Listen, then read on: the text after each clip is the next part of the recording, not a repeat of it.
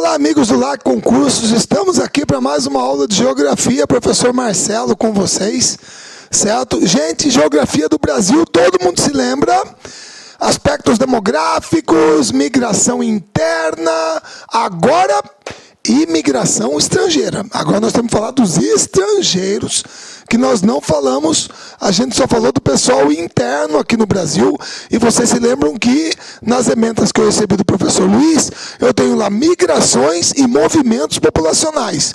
Então eu tenho que falar de todos eles, tá certo? Então vamos começar. Pessoal, imigração estrangeira. Gente, a imigração estrangeira no Brasil, a gente divide em ciclos, tá? Beleza? E o primeiro ciclo vai de 1808 até 1850. Gente, a hora que eu começo essa aula e mostro isso aqui, tem gente que por causa disso aqui, ó, tem gente que quer me matar. Né? Mas Marcelo, como que pode? Mas o que foi que eu fiz de errado? Marcelo, você tá maluco? 1808, você tá louco? O Brasil foi descoberto dia 22 de abril de 1500. Se você começa em 1808, você está pulando 308 anos da história do Brasil, pô. Como que você vai pular 3 séculos? Quer dizer que aí não teve nada. Não. Não? Não. Sinceramente falando, não. Eu vou explicar meu ponto de vista. Calma lá. Você vai ver também que não é tanto não, mas você vai entender. Que é assim, pessoal, quando alguém coloca essa datinha bonitinha aqui para vocês, essa data maravilhosa, 1808 aqui no telão, tá? Apareceu aqui na tela, 1808. Qual que é a primeira coisa que você se lembra associada à história do Brasil? Ah, mas eu lembrei, pô. É a chegada da família real aqui no Brasil. Foi quando Dom João VI veio para cá, fugindo das guerras napoleônicas, né, das invasões napoleônicas na Península Ibérica. Muito bem. Lembrou bem, está estudando direitinho, craque, nota 10. Só que aí é que eu vou começar a desenvolver a ideia com você. Pessoal, foi até tema, foi título de uma minissérie da Globo. Você lembra o apelido que Dona Carlota Joaquina deu para o Brasil quando ela chegou aqui em 1808? Ah, eu lembro, Marcelo, o quinto dos infernos. Exatamente. Para ela aqui, era o quinto dos infernos. Por quê? Pessoal, imagina só. Família real, Dom João VI, Carlota Joaquina, saiu lá de Portugal, veio para o Brasil.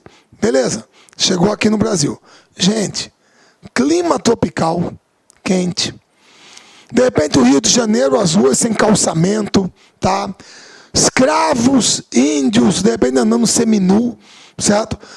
Quando o cara bateu o olho e viu aqui, Dom João VI, bateu o olho e viu que eu falei, não, peraí, essa aqui é a capital da nossa maior e mais importante colônia? Pelo amor de Deus, rapaz, isso aqui é um pardieiro, onde já se viu, olha aí, todo mundo seminu, sei lá, esse poeirão, essas ruas quentes pra burro, pelo amor de Deus, isso aqui é o fim do mundo, rapaz. Foi nessa hora que alguém deve ter chegado perto dele e dado uma cutucada nele, certo? E de repente ele falou, pô, você tá me cutucando, rapaz, eu sou o rei. Aí ele falou, majestade, calma, eu sei que o senhor é o rei, mas é que eu só queria lembrar o seguinte para o senhor. Aqui é assim, porque foi a maneira como nós colonizamos eles. Não sei se o senhor se lembra. Fomos nós que colonizamos eles. O senhor entendeu? Então, nesse processo, a gente nunca esteve preocupado em desenvolver o Brasil, majestade. A gente veio aqui para pegar o pau-brasil, pegar o açúcar, pegar o ouro, pegar o café, exportar e ganhar dinheiro, mercantilismo, pacto colonial. Você entendeu? O Brasil não pode ter manufatura. Quem proibiu foi a mãe do senhor, Dona Maria I, a louca. De louca não tinha nada nesse ponto, junto com o Marquês de Pombal. Então, se aqui é assim, é porque nós os colonizamos assim. O senhor entendeu? Aí caiu a ficha, né? Cara, não tinha pensado nisso, então tá bom, não vou falar mais nada, mas vamos fazer o seguinte, vamos aproveitar que eu tô aqui, então de repente vamos dar uma melhorada, né? Agora que a família real veio, então vamos lá. Ô pessoal, não tem calçamento aí, né? Então vamos botar calçamento nas ruas do Rio de Janeiro, vai lá, bota calçamento. Maravilha, sensacional. Certo? Ô, pessoal, vocês têm onde guardar dinheiro? Não, mas aqui não tem. Então tá criado o Banco do Brasil. Pronto, vou criar o Banco do Brasil. Todo mundo vai poder guardar dinheiro no banco. Beleza, maravilha, sensacional. Certo? Escuta, vocês têm aí o hábito da leitura? Majestade, a gente até gostaria de ter, mas não tem um local. Está criada a Biblioteca Nacional. Biblioteca Nacional, Dom João VI criou, maravilha. Muito bem. E aí, passear para vocês? Onde vocês passeiam? Só na praia? Calçadão, futebol, água de coco? Tem mais nada, não? Não, majestade, aqui é meio paradinho e tal. Então está criado o Jardim Botânico. Jardim Botânico, maravilha tal. E qualquer outra coisa que, com todo respeito, usar essa expressão, todo mundo se lembra, todo mundo decora da vinda da família real para o Brasil. O que todo mundo se lembra? Abertura dos portos às nações amigas. Você se lembra dessa expressão? Ah, eu me lembro, Marcelo, abertura dos portos, claro. Muito bem. Meu querido, eu já falei para todos os meus concursandos, meus queridos, que língua portuguesa é a disciplina mais importante que existe. Certo? Ajuda a gente para burro na prova de humanas. Então presta bem atenção. Abertura dos portos. Meu caro, você só pode abrir uma coisa que está fechada. Por mais óbvio, não é?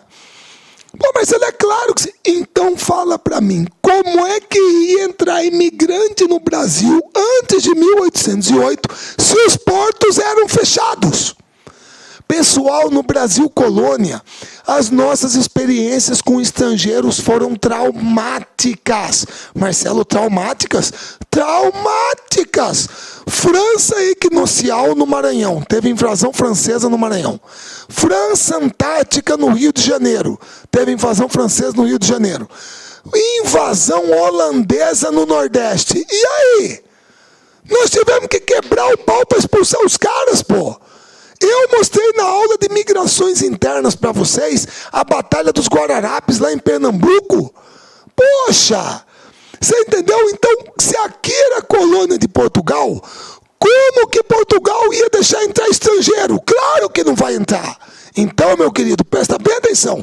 Meus queridos concursandos, provavelmente, até 1808, qual foi o único grupo que entrou? Ah, Marcelo, é claro, foram os portugueses. Foram os portugueses. Certo? Era o colonizador, pô, eles entraram. Certo? E aí tem um outro grupo. Vocês me perdoem, vou até mostrar para vocês, moçada, porque foi uma matéria interessante que saiu no...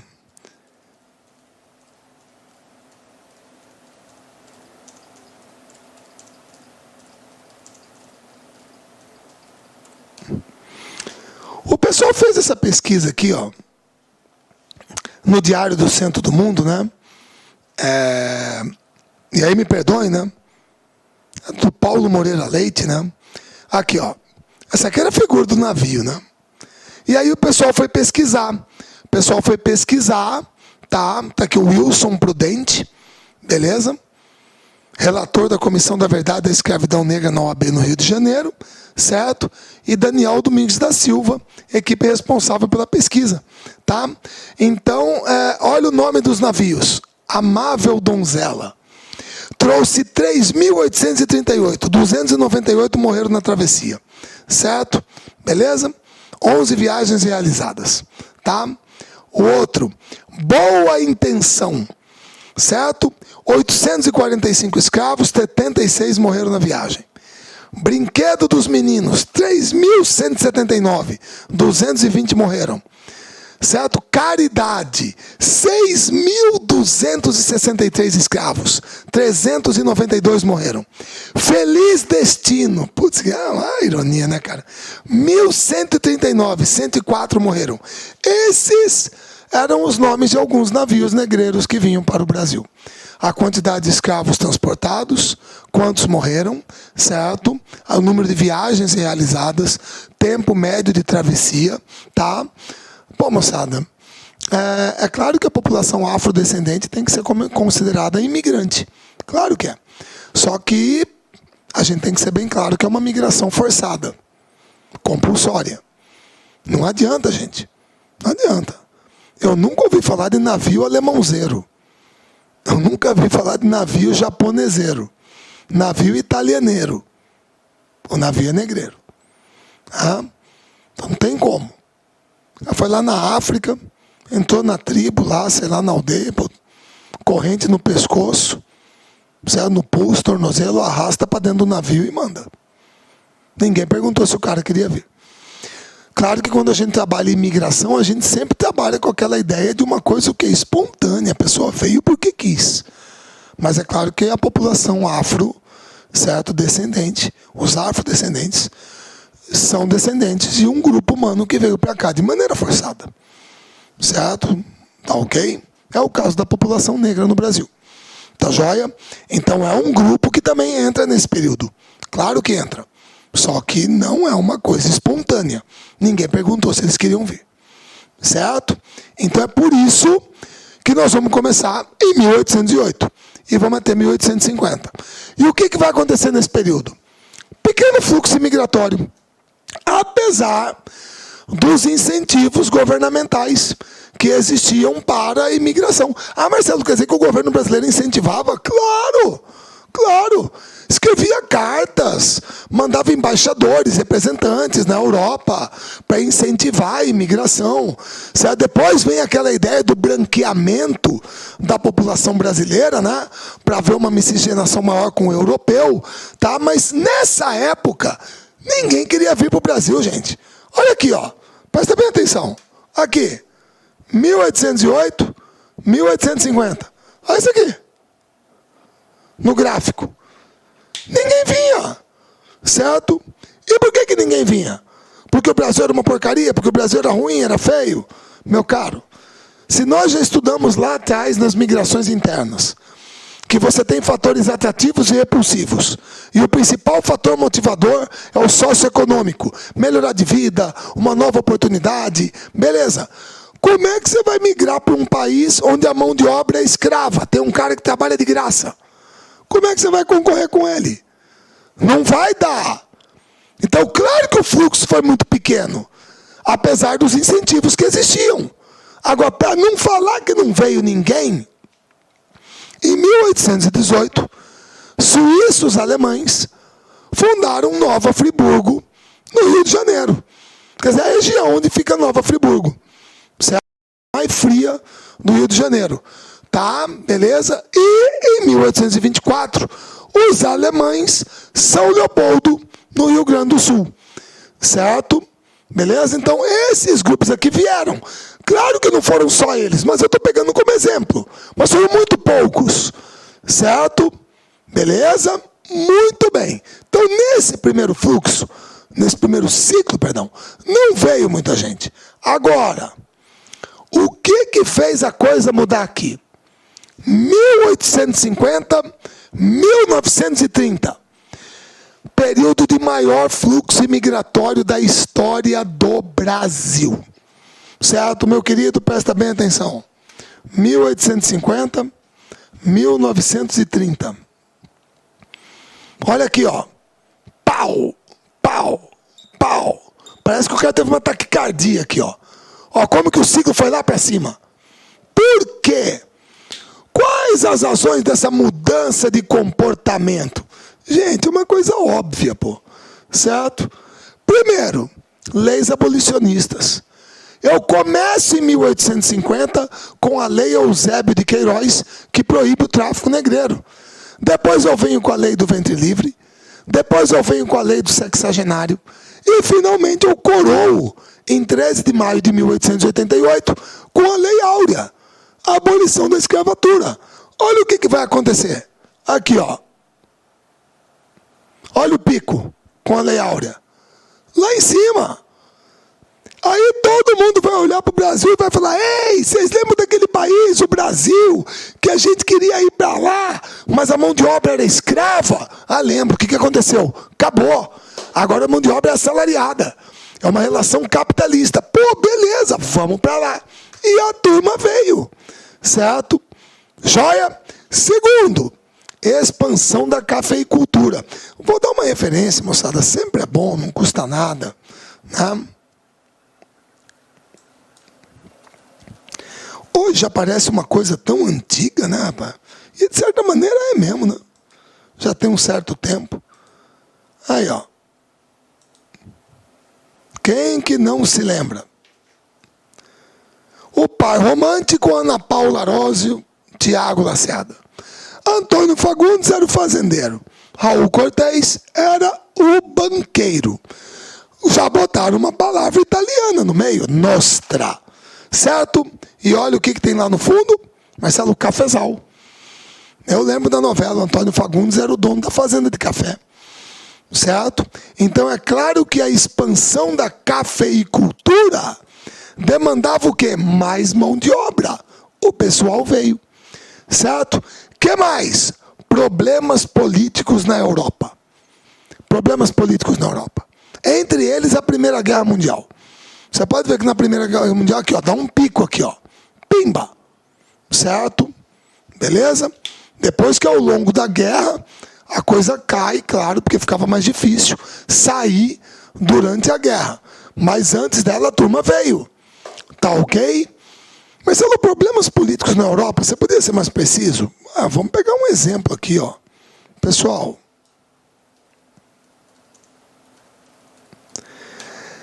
Zélia Gattai, esposa de Jorge Amado, dos mais consagrados escritores brasileiros, e ambos, ela e o marido, membros da Academia Brasileira de Letras. Olha ela com o fardão aqui, né?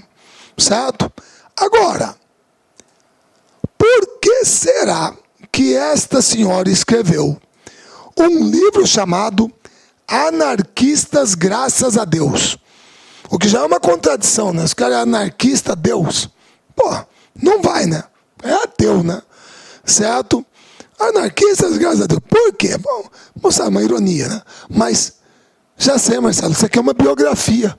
O que ela está dizendo é que naquela época, pessoas que tinham ideias anarquistas, como era a turma da família dela, não eram muito bem vistas, benquistas na Europa. A gente tem que entender que nesse período aqui, 1850, 1930, é o período em que surge, em que floresce, cresce o ideário marxista-socialista e também anarquista dentro da Europa.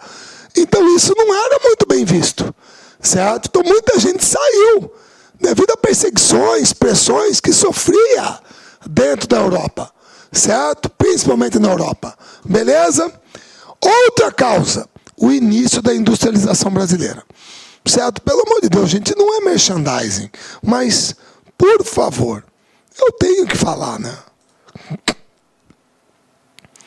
O professor Luiz aqui do LAC pode até brigar comigo depois, mas não é merchan não, tá? Hering, aqui ó, marca tradicional, indústria de vestuário, certo? 1880, Blumenau, 2 irmãos, Bruno e Hermann, certo? Ou então,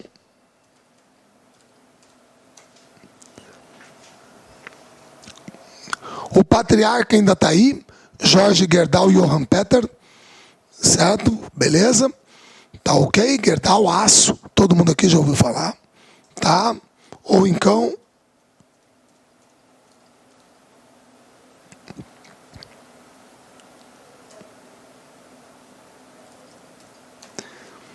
Skin Cariol, hoje Skin, né? Se bem que hoje é da Kirin, né? A Kirin comprou, mas tudo bem. E, só para terminar, Tramontina, panela, faca e tal. Pessoal, acho que todo mundo entendeu que tudo que eu mostrei para vocês aqui são marcas, né? Ah, sim, Marcelo, claro que são marcas. Pessoal, é o nome da família. É o nome da família. E você percebeu que boa parte dos nomes que eu mostrei são nomes estrangeiros.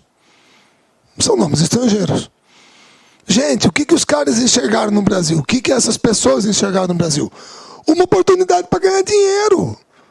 Para ganhar dinheiro, o cara não quer migrar para melhorar de vida. Geralmente, provavelmente, eles tinham o quê?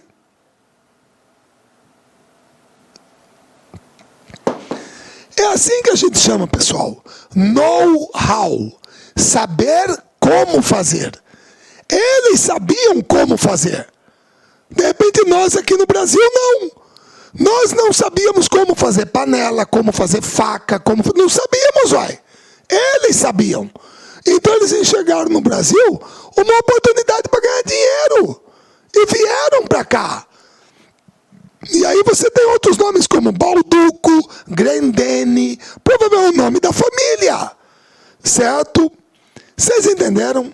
Então, moçada, o início da industrialização brasileira, principalmente a indústria de bens de consumo não duráveis e semiduráveis, abriu uma janela de oportunidades aqui no Brasil. E muitos vieram para aproveitar essa janela. Certo?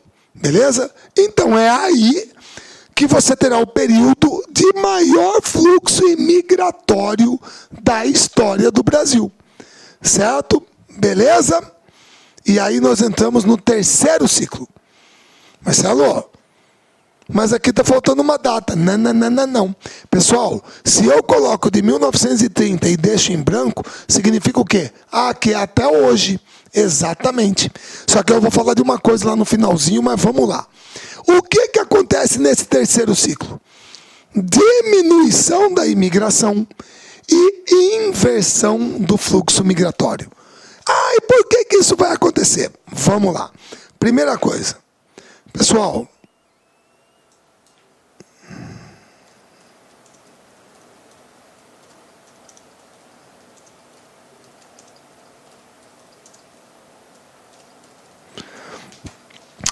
às vezes as pessoas não imaginam o que significa falar que o mundo já viveu uma grande depressão. Mas quando você vê a mãe aqui com vergonha, tampando o rosto, porque botou os 4 filhos para vender, por favor, tratar aqui. É porque você está tendo uma ideia que a situação está complicada. Vendem-se 4 crianças. Putz, imagina o quadro nos Estados Unidos com a crise de 29, hein? Certo? Beleza? Complicado, né? Mas isso foi nos Estados Unidos. Concordo com você. Então, peraí.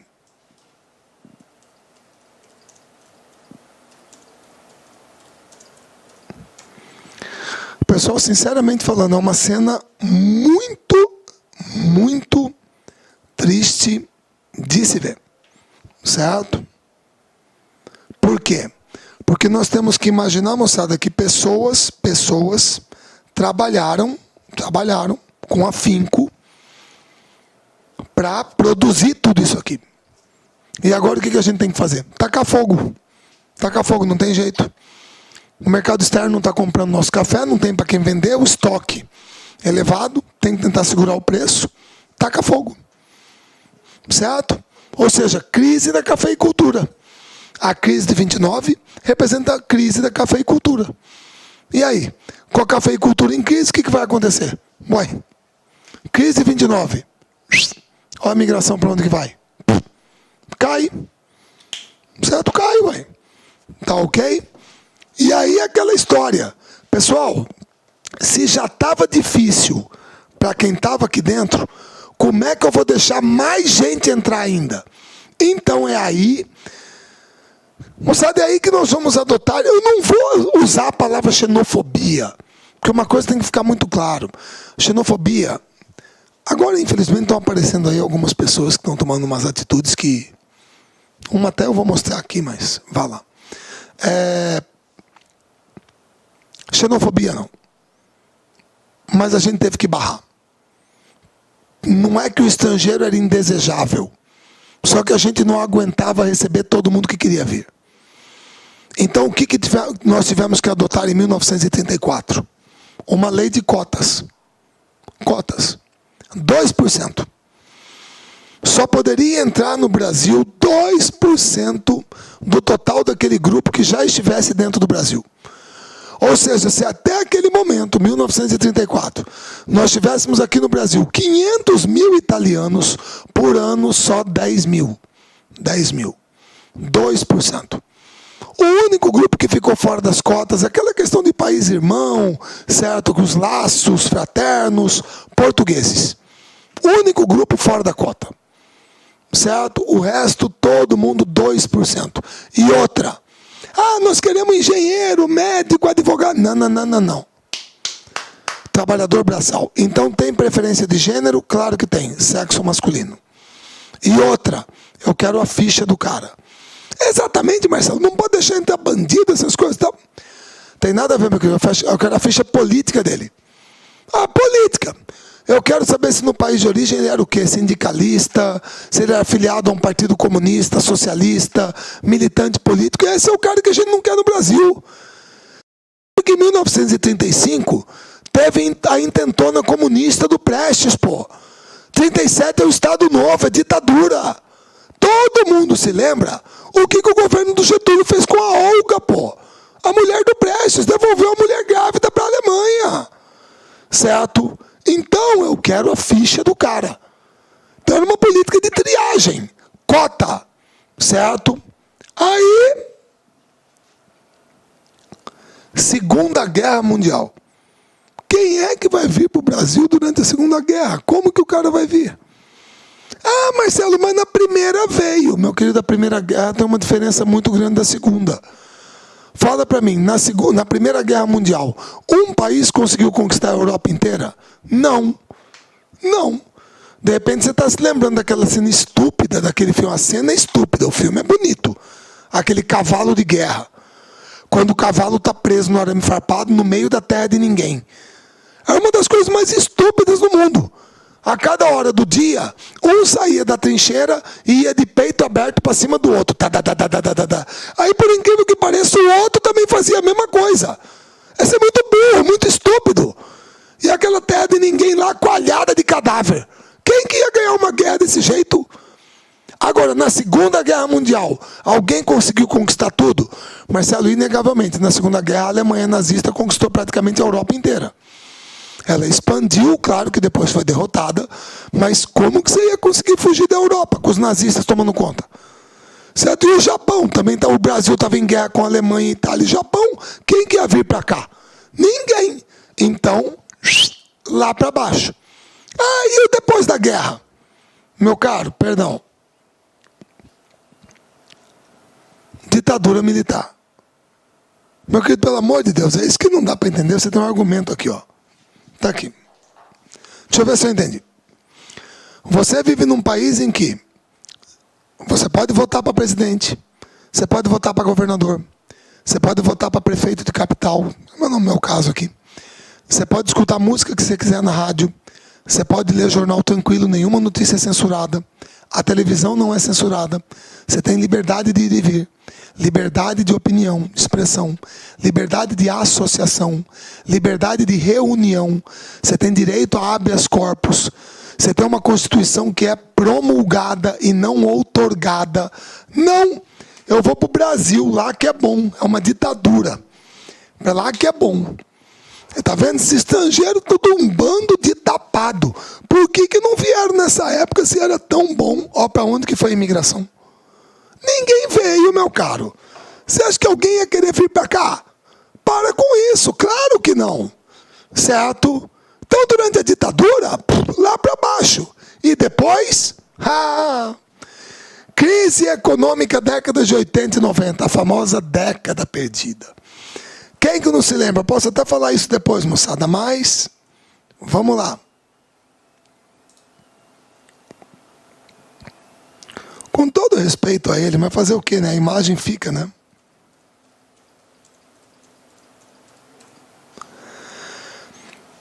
Pessoal, João Batista de Oliveira Figueiredo, o último presidente do regime militar, general de cavalaria.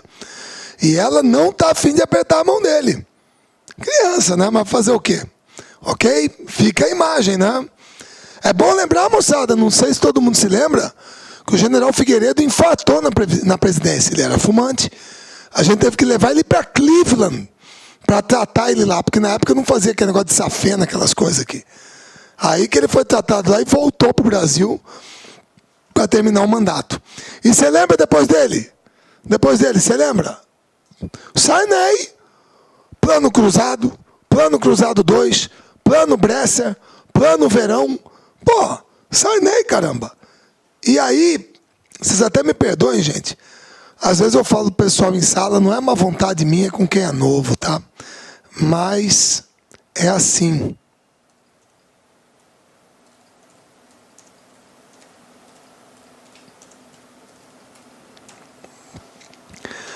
É duro você conversar com uma pessoa, porque o tempo é diferente, é o choque de gerações, tá? que não vivenciou isso aqui. Graças a Deus vocês não vivenciaram, a maioria de vocês são novos. Você já imaginou o que é você ter uma inflação de 73, arredondado, 73% ao mês? Ao mês. 73% ao mês. Inflação do último mês, governo Sarney.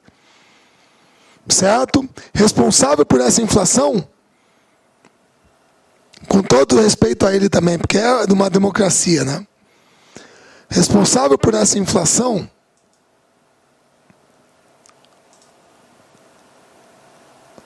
é esse senhor aqui, ó. Maílson da Nóbrega, Plano Verão, 73% ao mês. E eu sou obrigado a ler artigo dele querendo dar pitaco sobre economia. Mas quando ele esteve lá, o trabalho dele foi uma beleza, hein? 73% ao mês. Coisa que você, meu caro, graças a Deus, não viveu. E aí, confisco da poupança. Esse você já ouviu falar. Seu pai conversou com você, sua mãe, Collor. Plano Collor 1 e 2. Confiscou a poupança, pegou de todo mundo, aplicação, conta corrente e tal. Tinha uma bala para matar a inflação. Deu chabu. Certo? Pessoal, pelo amor de Deus, esse era o Brasil. Crise econômica, é a chamada década perdida. Inflação alta, recessão, arroz salarial, Brasil no FMI. Na época do Funado, do Sarney, decretamos moratória. Tá? Era isso, desemprego. Você quer falar para mim que piorou? Certo? Inflação do ano passado, 6,41% ao ano. Piorou. Naquela época que era bom. Você entendeu? Então, é uma situação muito ruim. A maioria de vocês, graças a Deus, pertence à geração do Plano Real. De lá para cá estabilizou. Do presidente Itamar Franco. Ah, tem mais essa. Você me perdoe.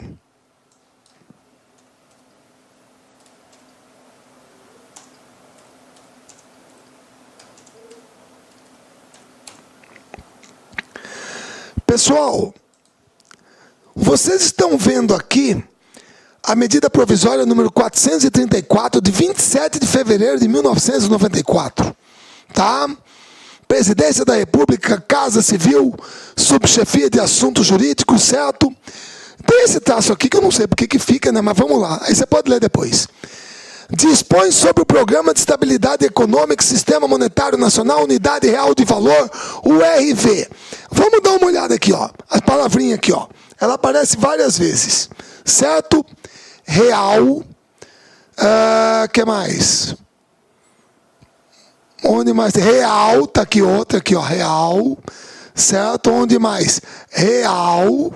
Onde mais? Real. Onde mais? Real. É a medida provisória do Plano Real. Certo? Muito bem. Pessoal, por gentileza. 27 de fevereiro de 1994, 173º da Independência, 106º da República. Primeiro nomezinho, Itamar Cautiero Franco. Pô, moçada, eu sempre li a Bíblia e aprendi que a César o que é de César, hein? É que nem você perguntar assim, quem construiu Brasília? Juscelino. Quem criou a Petrobras? Getúlio. Quem foi que criou, que fez o Plano Cruzado? Sarney. Quem confiscou a poupança? Collor. E aqui, você tem que lembrar o nome do ministro da Fazenda. E não do presidente. Se tivesse dado errado, era o de quem que estava na reta. Isso é muita injustiça, hein, com o cara. Porque foi ele que bancou. Tá ok, meu caro? Se você quer saber... E olha que quando você digita o nome de um, já aparece do outro. Tá? Beleza? Se você botar em imagens, André Lara Rezende, já aparece Edmar Baixa, tá? Luiz Carlos Mendonça de Barros,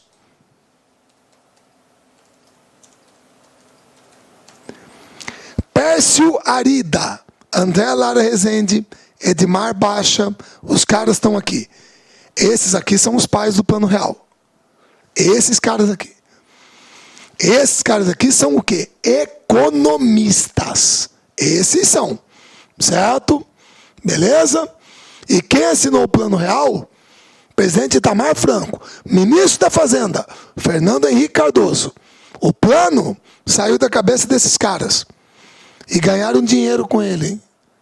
Ganharam dinheiro. Certo? Se você quiser, leia os cabeças de planilha do Luiz Nassif. Você vai entender a história do Plano Real. Mas é o plano que estabilizou a economia e, graças a Deus, a maior parte de vocês faz parte dessa geração que aprendeu a conviver com uma inflação civilizada e estável. Beleza? Agora, o problema é que durante essa década perdida, pessoal, com uma inflação dessa, 73% ao mês, que vocês viram, final do governo Sarney, com o fim do regime militar, tal, com o fisco da poupança do Collor, o que aconteceu? Pessoal, o que aconteceu? É que uma quantidade enorme de brasileiros definitivamente desencanou com o Brasil. A turma desencanou com o Brasil. A turma virou e falou, vocês querem saber de uma coisa? Esse troço aqui não vai mudar, vai ser sempre essa mesma coisa, são sempre os mesmos lá mamando. Então, você quer saber de uma coisa? Fui! O último aí apaga a luz e fecha a porta. Fui! Cansei, desencanei com o Brasil. Pô, rapaz, mas você estudou na vida ser engenheiro, exato. Sou engenheiro e vou lá para os Estados Unidos para trabalhar de garçom. Eu vou lá para a Inglaterra, vou trabalhar de chapeiro numa lanchonete. Mas vou receber em dólar, em libra esterlina, num país onde as coisas funcionam, a qualidade de vida é boa e a economia é estável, porque o Brasil, cansei. Então o que aconteceu, pessoal, é que, por incrível que pareça, o Brasil, que sempre teve um histórico de ser um país de imigração, passou a ser um país de quê? De emigração. Passou a sair mais gente do que entrar. Certo? Que é um episódio que muitos vão chamar de uma diáspora brasileira. Lembrando a diáspora do povo judeu que se dispersou pelo mundo. Certo? Beleza? Os brasileiros vão sair. Tá? Aqui você está vendo os locais do planeta, continentes, né? Com o maior número de brasileiros. E aqui os países. Estados Unidos, Paraguai, Japão. Você lembra que no Paraguai o nosso pessoal geralmente é chamado de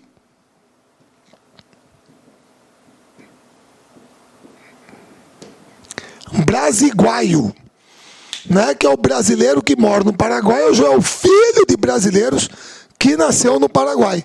No Japão, a nossa turma é conhecida como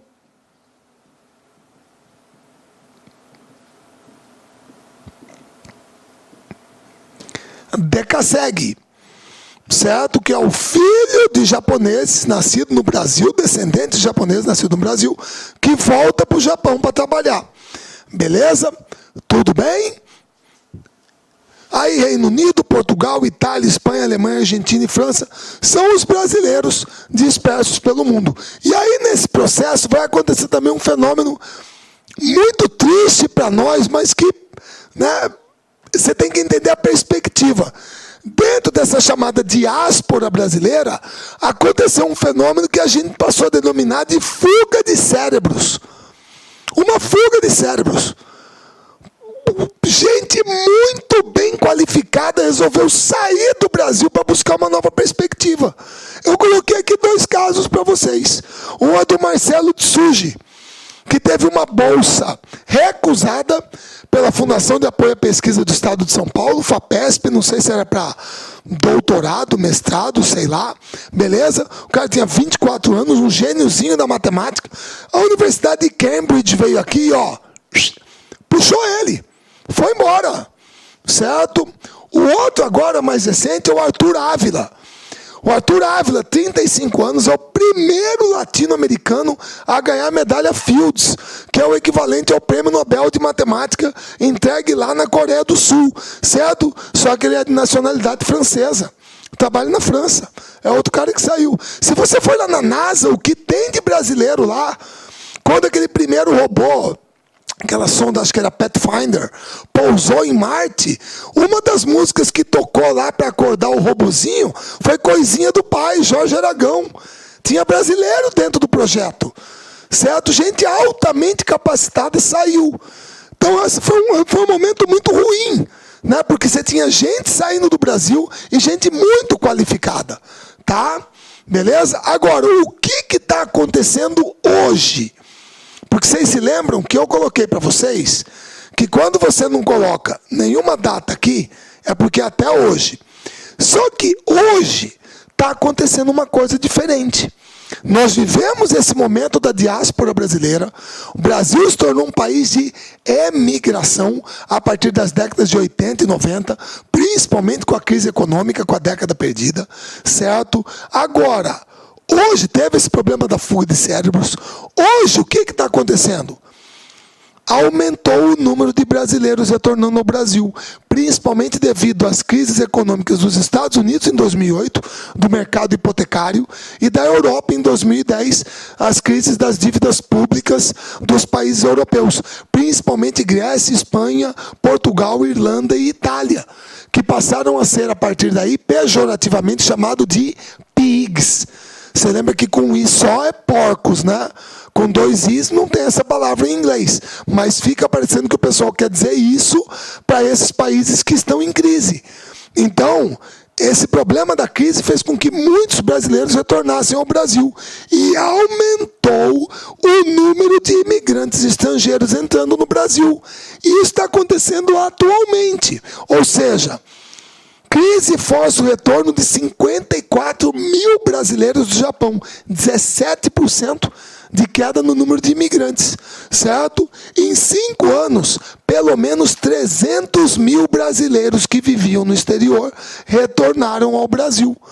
O número de brasileiros no exterior caiu de 4 para 2,5 milhões de pessoas, certo? Beleza? Imigração. Cresce o número de estrangeiros no Brasil. Há menos brasileiros no exterior. Certo? Então vocês estão vendo que são dados recentes e consistentes. Número de imigrantes cresceu 86% em 10 anos no Brasil. E nesses 10 anos, quem que mais entrou? Olha só. Em 2000, quem mais vinha era paraguaio, japonês, estadunidense, americano, argentino e boliviano. Agora, estadunidense, japonês, paraguaio, português e boliviano. É bom lembrar que muitos desses que estão aqui como estadunidense podem ser brasileiros que viviam lá e estão voltando. Certo?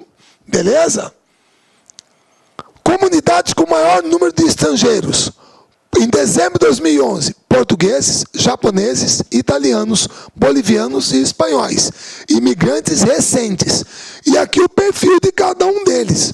Os menos qualificados são os bolivianos, peruanos, paraguaios e uruguaios. Os mais qualificados, argentinos, chilenos, portugueses e espanhóis. A turma estima que de 60 mil a 300 mil estão ilegais. Só que esse número já aumentou para 600 mil. Quem que mais está ilegal aqui no Brasil? Boliviano, chinês, peruano, paraguaio e coreano. Outros grupos, 23%. Certo? E o número de estrangeiros em situação regular aumentou em dezembro de 2010, primeiro semestre de 2011, 50%, em menos de um ano. E os grupos que mais cresceram, portugueses, bolivianos, chineses e paraguaios. Certo? Agora, nós temos uma situação nova, que é a dos haitianos. Certo? Um país que é o pior IDH da América, o país mais pobre do continente, teve um terremoto que arrebentou com tudo, epidemia de cólera, instabilidade política, e nós já estamos no Haiti há mais de 10 anos com o MINUSTAH, que é a Missão das Nações Unidas para a Estabilização do Haiti. Então hoje, até aqui de Cuiabá, muita gente aqui do 44º Batalhão de Infantaria Motorizada, aqui da 13ª Brigada de Infantaria Motorizada, já cumpriu missão no Haiti. Então, muitos deles já voltam para cá falando um pouquinho de creole, ou até de francês, né? Francês creole, e muitos haitianos já tomaram contato com a língua portuguesa. Perdão, então hoje eles enxergam no Brasil uma possibilidade de melhoria de vida. Então, geralmente eles saem do Haiti, vão para a República Dominicana, certo? Da República Dominicana eles vêm para o Panamá, para o Equador, para o Peru, certo? Entram aqui no Acre, por Brasileia, e hoje estão espalhados em boa parte do território brasileiro, certo? Tá ok? Então, os haitianos são um grupo recente. Agora, vocês sabem muito bem que a nossa tradição, né?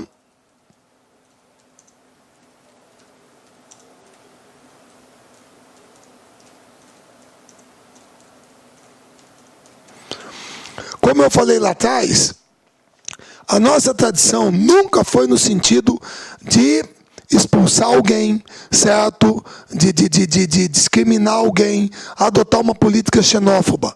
De maneira nenhuma. Certo? Todo mundo que eventualmente está me assistindo com sobrenome italiano, alemão ou japonês, você está aqui, meu caro. Certo? Graças a Deus, tomara que ninguém nunca tenha te discriminado de maneira nenhuma. Certo? Então por que nós vamos começar a fazer isso agora? O cara está aqui irregular, o que nós temos que fazer? Regularizá-lo. Regularizar a sua permanência no país. Para que ele possa ser protegido pela lei brasileira, tenha direito a todos os direitos que um cidadão nosso tem, um nacional. Você possa trabalhar com carteira assinada, com todos os direitos garantidos. Isso vale para bolivianos, certo? Ou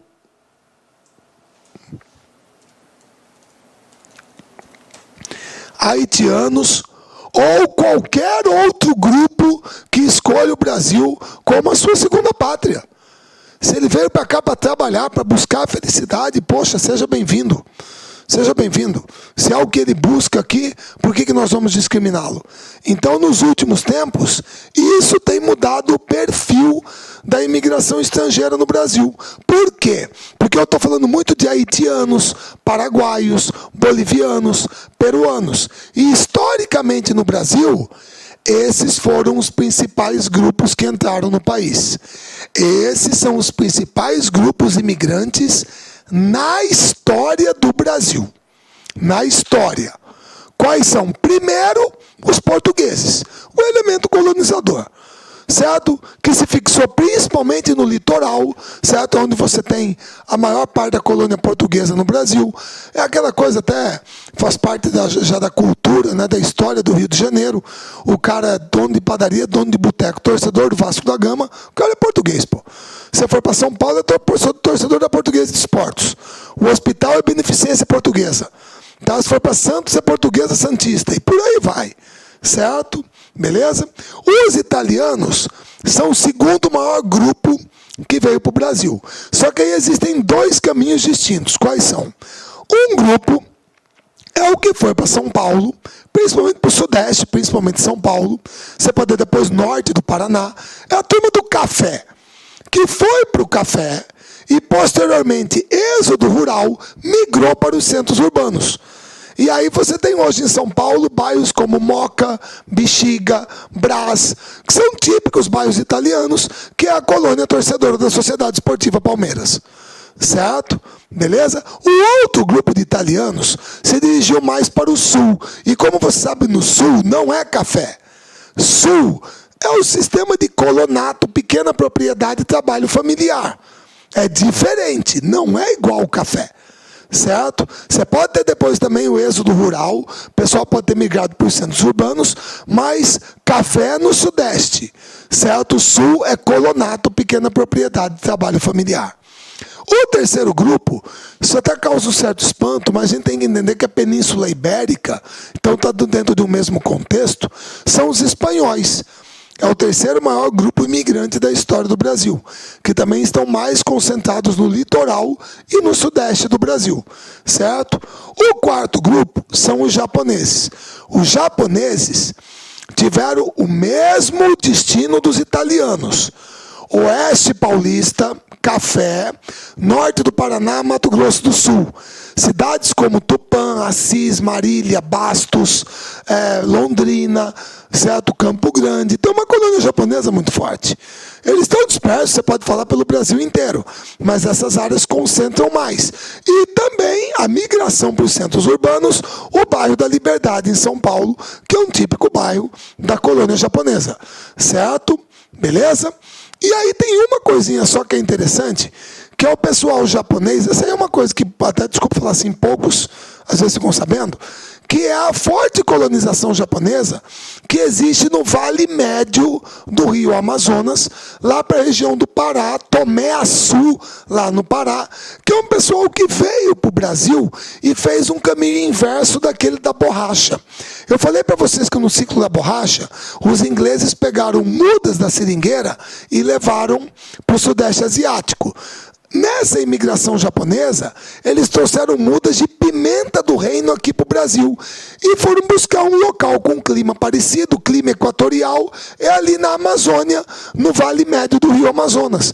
Então ali tem uma forte colonização japonesa no Pará, que se dedicou ao cultivo da pimenta do reino, que eles trouxeram lá da Indonésia, lá do Sudeste Asiático para cá. Certo? Mas a maior colônia é no Sudeste, Norte do Paraná, Mato Grosso do Sul e na Grande São Paulo. Beleza? Por último, os alemães.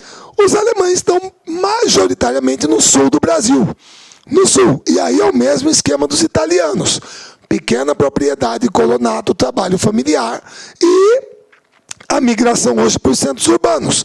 Cidades como São Leopoldo, Novo Hamburgo, Frederico Westphalen, Blumenau, Brusque, Pomerode, tem uma forte colonização alemã, certo? No sul do Brasil, que ela é mais concentrada. E aí você tem os chamados outros.